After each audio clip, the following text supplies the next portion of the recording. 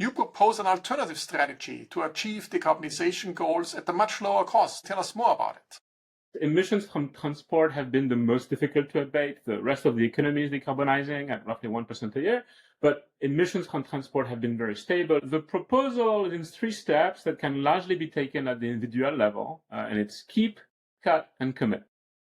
Briefly, so keep corresponds to the observation that if you are a low mileage driver, right, of a combustion engine car, you are the best possible owner of that car. So just keep it, okay? This takes it to cut.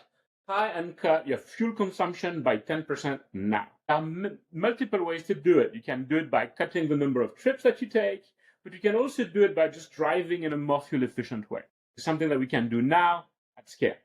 The last step is to commit. Commit that your next car will be an EV. In order for electrification to be successful, we really have to solve a coordination problem between large investors, large industrial investors. We need car manufacturers to create models that are affordable and that people like.